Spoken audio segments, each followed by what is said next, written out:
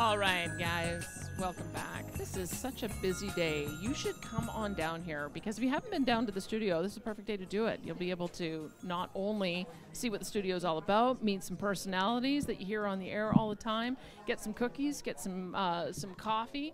You'll also contribute to a very good cause. So whatever you can afford today, whether it's like some of our really generous contributors, $3,200 to buy that lunch with Sue and Gord, or whether it's even just $10, it will all go to a great place, and we'll be also telling you a little bit more about all of these charities today. Well, let me tell you about one.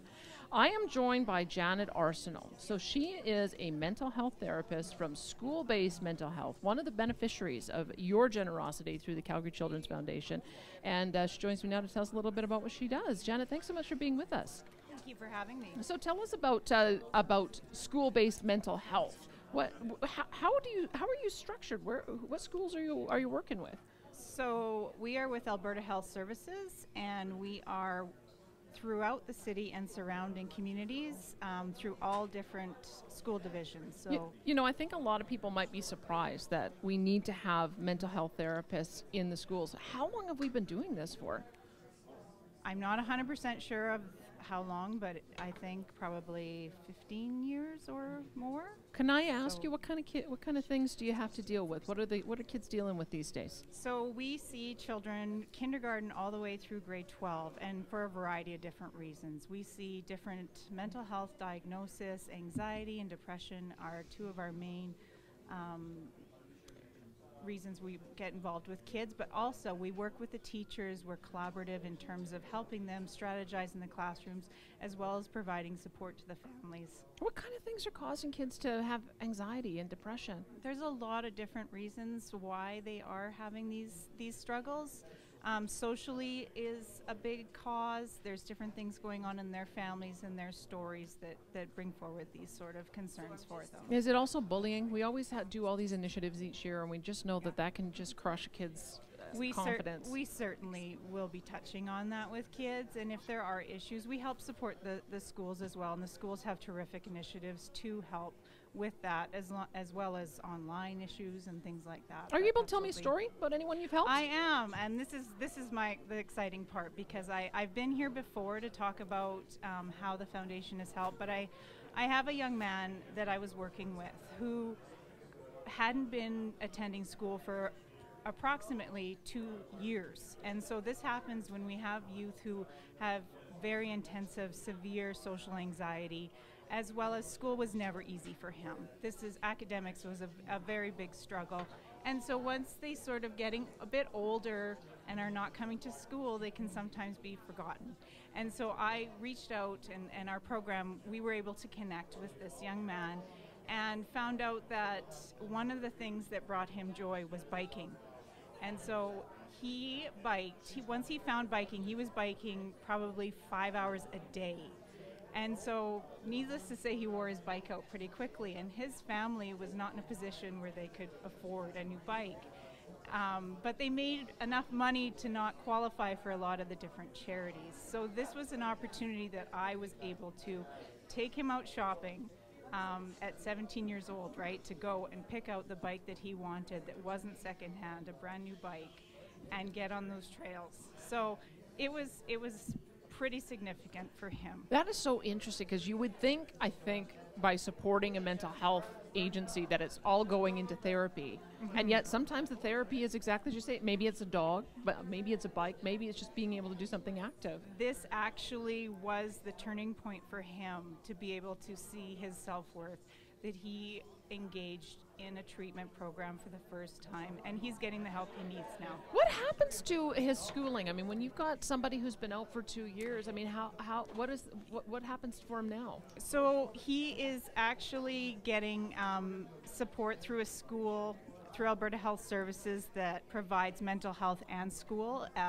through the Adolescent Day Treatment Program. And so, you know, once they start getting a little bit older, schools reach out and they have different programs and social workers that work specifically with attendance issues, but this is combined with attendance and mental health concerns. So he was able to engage finally in a program, and it was it was through this work and just the gesture and making him feel like he was worth it.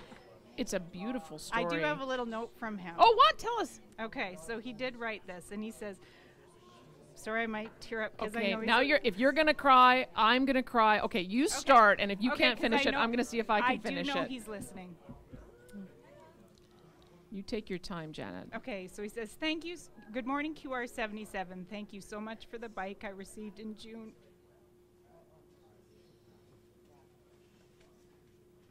I had so many fun adventures, geocaching and riding all over Calgary's awesome bike pathways with it. The pathways are always my favorite thing about the city. When I ride my bike, I finally feel so free from all my worries and stress. It really helps me have a more positive mindset. It helps me physically and mentally stay strong and healthy. It's incredibly fun, carefree, and the thing that brings me joy. I am really grateful for your generosity. Thanks again. Sincerely, a geocacher. Oh my gosh, Janet. I'm so sorry. No, don't be sorry. Now I'm crying too. Well, this is the piece when you're working with these kids that you can do that little bit extra. And so I hope that people understand that their generosity directly affects these kids and their well-being. It absolutely does. You're doing beautiful work with them. I'm afraid to ask you more questions. No, I'm okay. Okay. I'm okay. I know he's listening. I did it. I did it for you. That's a beautiful story, and I'm just so glad you're able to help. Now, let me ask you how great the need is. How many kids are out there, like the boy you were just telling us about? Well, the need is great, and I mean, a situation came up just a couple of weeks ago where a colleague of mine brought forward this situation with a family. It was a single mother with a child who had to escape a situation and was finally placed into a low-income housing. And they had absolutely nothing. They had the clothes on their back. And to organize trying to get these types of supports is taxing. So I contacted QR77 and I said, this is what's happening. And the good people at Lazy Boy Furniture said this is not going to happen and had beds delivered to this family. And that was our main concern, to get them up off the floor. And so it happened immediately. They got new beds, and they also brought them a couch, which we weren't even expecting, but that is the generosity. And to change that situation for this parent gives them that step up and to have that worth, right, that they can actually move forward and have and that to know support. that if they get into that situation, that they don't have to wait weeks or months, that they can get the support that they need right away so they can get back to some kind of normalcy, right? And End of the Roll Carpet also brought them rugs, area rugs, to make them feel at home and comfortable in their new space. Janet, I wish I could talk to you all day. I bet you have 100 stories. It's I sad. do. I bet you have 100 I do. stories, but Yeah. the need that you're filling is just so awesome. It is such an honor to be able to share these few stories. Well, thank you so much for being in here today. Okay, Thank guys, you. so that is why we are doing this. And, you know, that exactly raises the point that I was talking to you about earlier. This is what small charities can do. When a need arises, they are able to make a phone call to Betty Joe immediately and say, oh my gosh, we've got to deal with this. And we are able to act that quickly. That is why when you give dollars to the Calgary Children's Foundation, it has an immediate impact. And it doesn't need to be that much. Now, I don't know how much his bike costs, but you could contribute to things like that with $10, with $20, with $25 if you have a little bit more. And I know it's tough out there for everyone, but this is part of the issue, is that the harder the times are, the greater the need is as well. So anything you can do to help us out, let me tell you how you can do it. 403-974-8255 is the number to call. You can also go online to donate, calgarychildrensfoundation.com/donate. As I said, I put in $250 to do my part. If you can match me, fantastic. If you can match a portion of that, fantastic. If you want to call in and put a challenge forward to your colleagues, to people in your sports team, we take those too. And if you want to also contribute on behalf of somebody in your family or a loved one that you've lost who cares about kids, this is the day to do it. Okay, as I mentioned, we've got a bunch of things that are coming up. Let me remind you as well, a first person through the door with a $500 check will get that IQ Optometry donated pair of sunglasses. It's a prescription pair of sunglasses valued at up to $1,000. And we'll also be talking pretty shortly about some of the other auction items that you're going to be able to bid on as well. But let me also first bring into the show our friends from Global Television. You will recognize them. If you're watching this on Facebook, you will see that Jordan Witzel is here. Hi. And also good morning. Good morning, Jordan.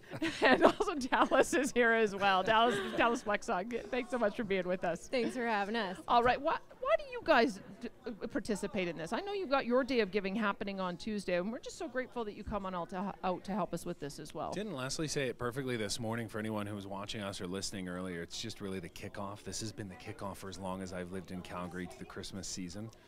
Every year coming down and just the community that comes together here on location, but even through the phone calls, it's just, it kind of kicks it all off for me. It really does. It begins the Christmas season, doesn't it? Dallas, why do you come down? Yeah, just to see just the spirit of Calgary. It really just unearths itself in situations like this for sure. And hearing stories like that, just what a bike can do to change someone's life.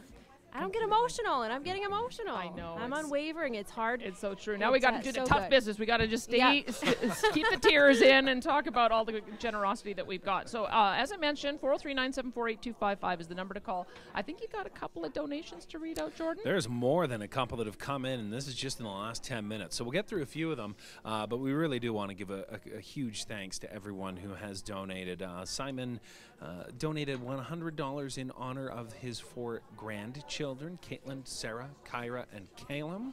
And Marie donated $50. Thank you so much. Oh, that's fabulous. Dallas, what do you got there? Yeah, we got Riel donating $150, so thanks for that. Steven contributing $50 as well, and we got a whole pile here. All right. Hold on to them because we got lots more to read out. Now, let me tell you, if you do come down, you might want to time it out because we have some great entertainment coming today. Calgary Youth Singers, Bishop Carroll High School choirs coming up around noon today. The Heebie-Jeebies, awesome. They're going to be here. Rocky Mountain Fiddlers, Quest Theater. We also got Skip Time Jump Ropers and Rhythm Band. So you see, this is why it's a whole event. I mean, come on down. You'll be able to take part in it as well. There is also going to be food. Lunch is going to be served by Tom's House of Pizza. They're providing lunch and making a donation. That'll be coming up a little bit later today. We will also have the Calgary Stampeder Alumni Association. They have been so amazing. They contribute and support us every single year. Jock Wilson will be spending some time with a couple of the team players a little bit later today as well, and telling you about the sports package. And there's just incredible things that you will be able to contribute to today.